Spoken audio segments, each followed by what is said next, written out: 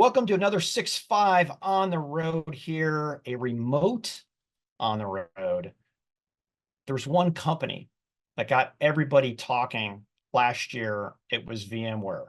VMware and Broadcom, the integration, real stuff is happening. In fact, we got to meet most of the senior leadership team on the day one deal close. It was quite an experience, Dan. Yeah, it was day 0.5. We were there on the day, talking to all of the senior leadership, including having the exclusive opportunity to talk to Hock Tan himself. And it has been one of the biggest newsmakers over the last year. This was a mega deal, Pat. This was more than $60 billion in the coming together of two very important players in the technology space with a vision of, the future, which has a lot to do with taking the cloud and the multi-cloud opportunity, the data and the estate that is the enterprise, and driving more value. And of course, with AI coming on so strong and unleashing AI being so important, Pat, it's been a really fascinating journey to follow. Yeah, VCF, Broadcom is all in on VCF. It's super exciting. And that's essentially equipping the entire private cloud, and whether it's applications, networking, and security. It's super fun. Let us introduce our guest, Umesh. How are you? Great to see you. Hey, thank you, Pat. Thank you, Dan. It's wonderful to be here today with you all. I'm excited, like you mentioned, like the whole focus, Broadcom made a big acquisition. This was like a year and a half in happening, but it's been done and behind us. And we're excited at what we are doing at Broadcom at this time. Yeah, and sorry we didn't get the chance to talk to you already, right? We talked not only on day 0.5, I guess deal close day, but we also had some great conversations at Mobile World Congress. Sorry we missed you, but here we are.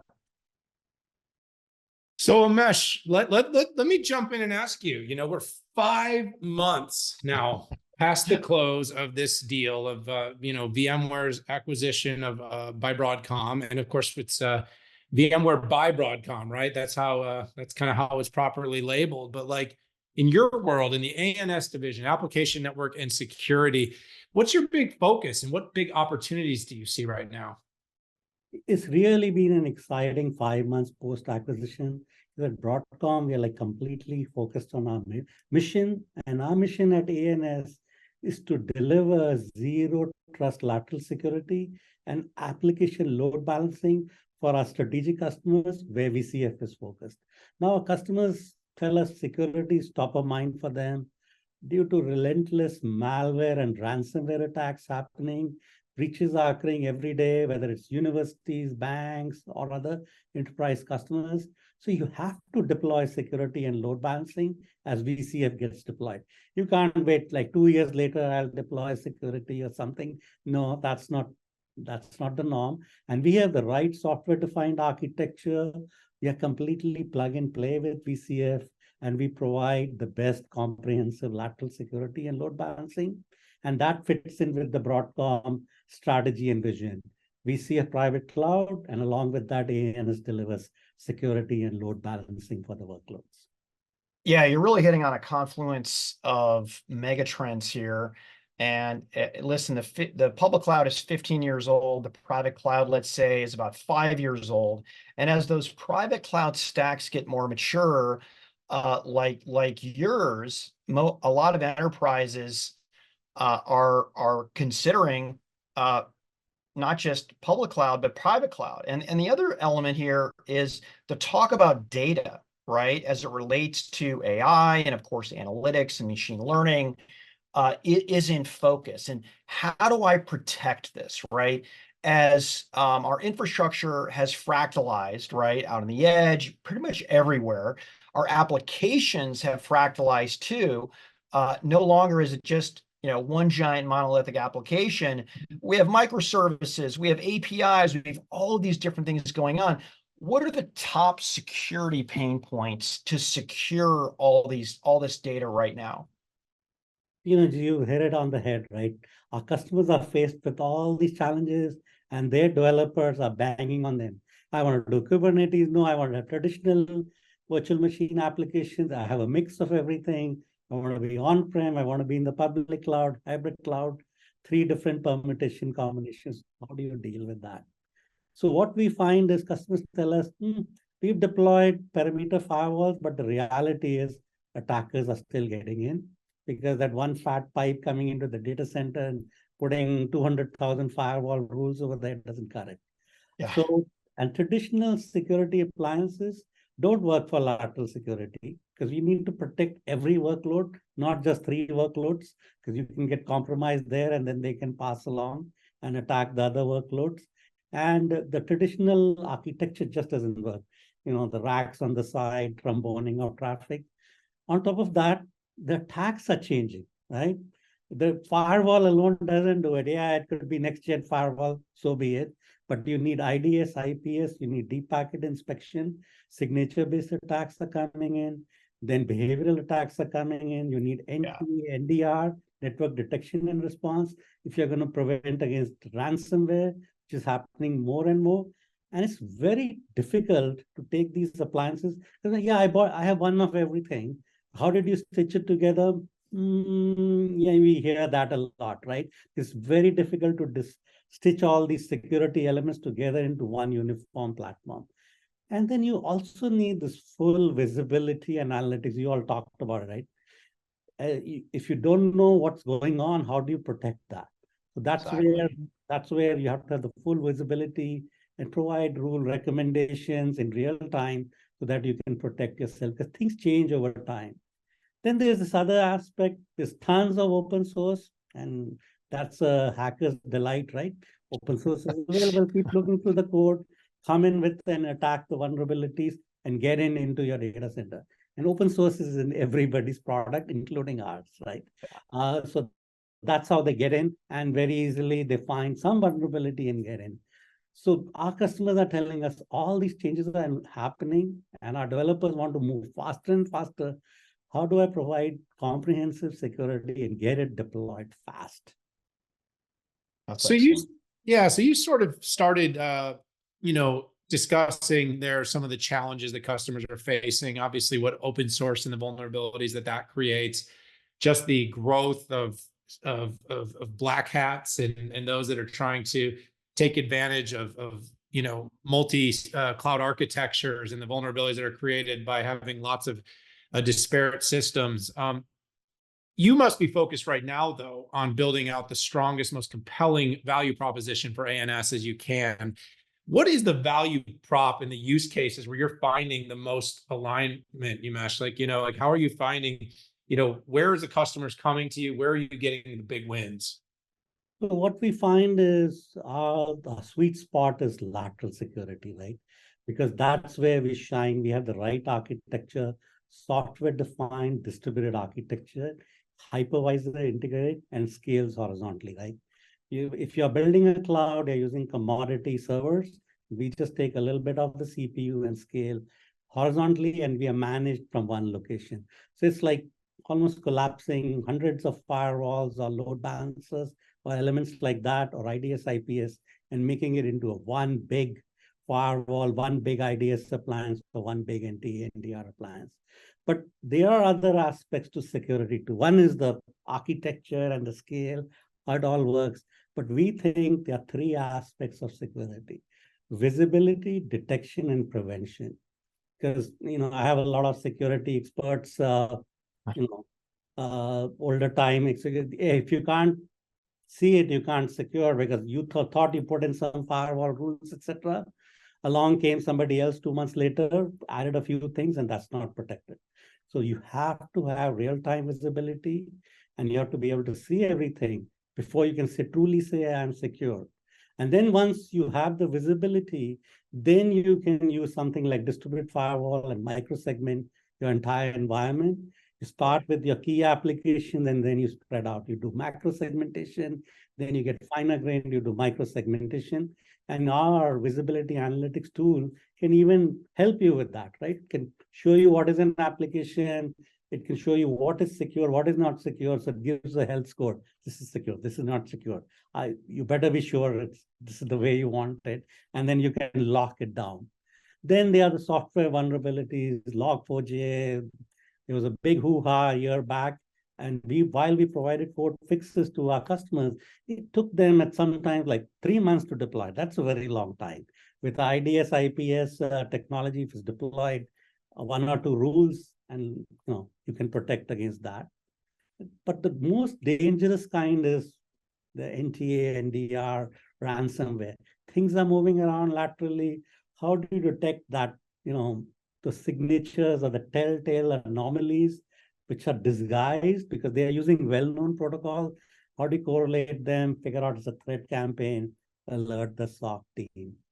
And finally, I kind of initially mentioned ours is not a disparate set of products. We are like a full stack security architecture.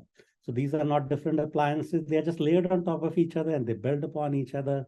So you get all elements of security. You can just start with firewall and you can go all the way up to NTA, NDR and protect against ransomware, fully integrated with VCF and really easy to deploy as a single product. So that's where I think we shine.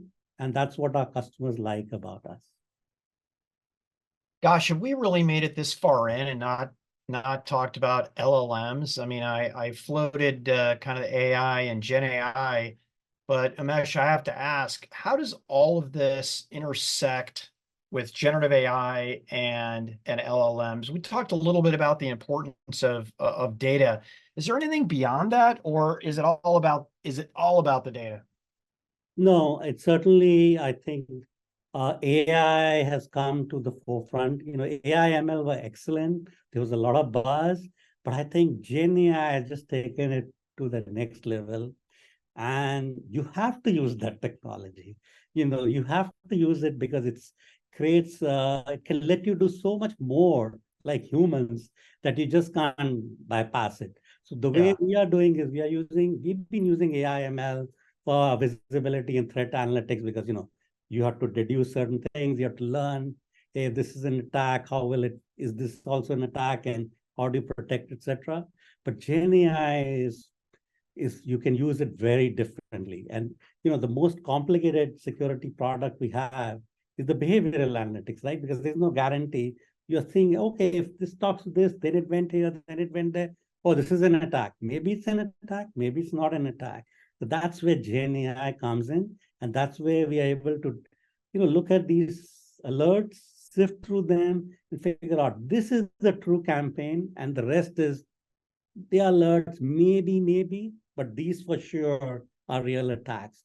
So we can take like 100 alerts and come up with 5 alerts which we think are useful, give you the context, and then beyond that we can tell you, hey, this is a real attack. If you agree, very quickly, this is how to protect it.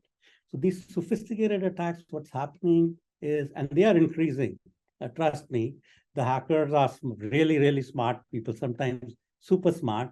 So they're not going to rest easily. They're going to attack in very complicated fashions. And if we are able to take this large volume of data, reduce it, make sense out of it, now the security admins or the SOC admins can quickly prevent it and deploy it. They always wanted something to protect, but they were worried they're going to make a mistake. So they don't know which way to go, left, right. So with this kind of investment which we have, we feel we can guide them and make them very successful in a short period of time.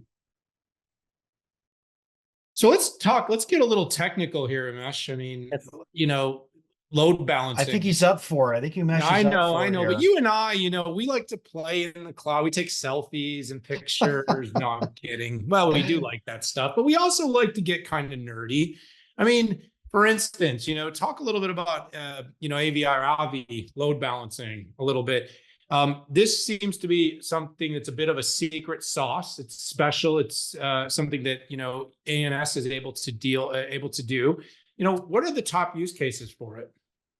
Yeah, so when you look at load balancing, traditionally you've had vendors which they haven't changed a lot over time. It's still a box-based or an appliance-based architecture scale up. some improvements. Of course, there's a lot of software there, but those architectures are box-based architectures or metal boxes, as some people call them. So where Avi comes in, it's the only software-defined architecture in private cloud. In public cloud, yes, Amazon has a load balancer, elastic load balancer, but in the private cloud, there's nothing like Avi. And we have built over the years, a distributed load balancer. And again, all the features are there.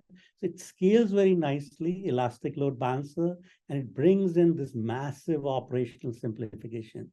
You don't have to, manage a few hundred load balancers or tens of load balancers. You just manage from one place. The other part we've done with Avi is we made it completely plug and play with VCF. Now, when it comes to load balancers, you have to get the traffic to the load balancer, load balance it, and then bring it back. So because if you don't do it properly, you won't get the traffic to the right place. So that's where we are able to ourselves discover the VCF stack, do the routing properly, stitch it together. Customer doesn't need to do anything. Then we are fully integrated with the vRealize automation. So app owners can deploy the workload, can deploy the Avi load balancer at that same time. No later on, no special tickets are needed. Okay, we have to do load balancing. Yeah. How are we going to do that? And finally, there is the other secret sauce is the application analytics within the Avi platform. Yeah. When you're using an application, all of us want the response instantaneously, right? We don't want any latency or, okay, it's okay to take 2 minutes before we get the answer. So with Avi, we have the analytics built in. It looks at the data, and it can tell you, hey, the latency is going up and X, Y, Z may be the reason. So load balancing admins and IT admins just love it because otherwise they're going to get paged or called later. They want to know it before the fact so that they can. Yeah. So again, that's one of our key differences. Listen, VMware is noted and famous for a lot of things, and virtualization. Like, you're one of the first companies to do that, but not that we've moved on from virtualization. Like, we've got a lot of virtualization, but there's a lot of container as an application transport. The great thing is about containers, you can throw them across the hybrid multi-cloud regardless of where you want them. And as long as you do it in a standard way, you are good. Does Avi bring anything unique to Kubernetes workloads? Absolutely. Because like you correctly pointed out, customers are building applications both way, the traditional virtual machines manner and with Kubernetes and containers. So that is something which has been happening for the last several years and will continue to happen. So how does Avi fit in? First of all, Kubernetes workloads tend to be dynamic. You never say, like, I'm going to migrate this in a non-disruptive fashion. This is like developers driven. They want to program it, they want to change it, they want to bring it down, they want to spin it up somewhere else very quickly. Yeah. They want that control. So what better architecture than a software-defined architecture? Can spin up load balancers anywhere. We have an API. You can programmatically control everything in the Avi load balancer. So that's really, really powerful about Avi. But at the same time, Avi is hardened because large enterprises and service providers are using it. So unlike open source metal load balancer, some other load balancer, which has X number of features, which are good, but it doesn't have Y kind of features. A real enterprise needs those other features too, which they've been using for a long time. And then some of the open source stuff doesn't scale properly. Yeah. And in a brownfield environments, how do you deal with brownfield? So that's where Avi shines, and we support all the Kubernetes distributions. Love it. So we've got a few minutes left, Umesh, and thanks so much for being so generous with your time. Really enjoying this conversation very much. I would be missing a big opportunity now that, you're giving us a 5-month later playbook, but this is really still early days. I love to say it's, the market loves to say it's AI has been decided or the cloud has been decided. And, after almost 2 decades, we're only 25% of workloads in the cloud.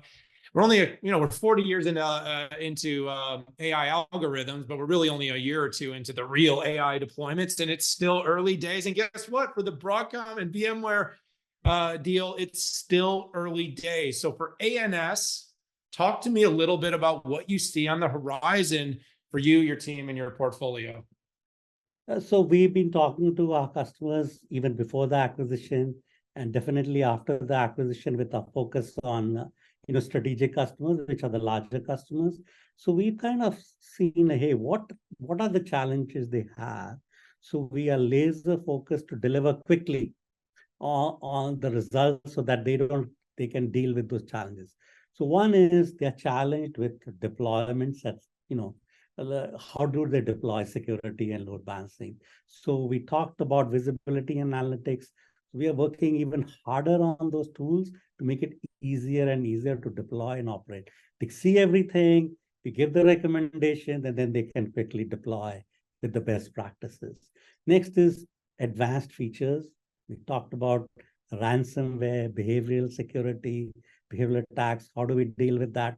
That's where the GenAI Project Cypress came in. We want to deliver it in the latter part of this year, Q3 or somewhere there. We are going to deliver that. And for Avi, we are doubling down on application analytics and Kubernetes. Kubernetes is a very sweet area for Avi, because those are the greenfield opportunities. We enter from there, and then we can penetrate the rest of the customer. And there are 5G use cases, service providers. The traditional load balance are just too cumbersome and expensive for them. And the final part of the puzzle is the applications are growing fast, whether they are virtual machine based, especially their containers. People are cranking out applications. They almost don't want to talk to each other. Let's write an app. We will communicate via the app. So the apps are growing not by 10%, 20%. They're growing 2x, 3x, 4x. So our security and load balancing needs to scale in the same fashion.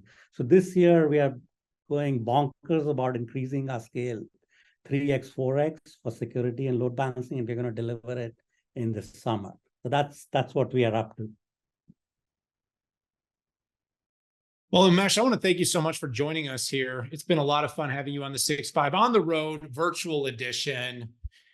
There was a lot to learn here. And you kind of got us all the way through, Umesh, kind of from the business and overview all the way to a bit of the geek in all of us when you talked about everything from load balancing to the biggest challenges that CISOs and security organizations are facing with networking. I would love to have you back on the show sometime soon, Umesh, if we can make that happen. But for this one, I'm going to set you free. I'll let you go, and let's talk again soon. Thanks, Dan and Pat. It was great talking to you. Looking forward to future conversations. And everyone out there, hit that subscribe button. Join us for all of our episodes here on the 6.5. We appreciate our partner with Broadcom and VMware here for this particular episode. But for this one, it's time for Patrick and myself to say goodbye. See you all later.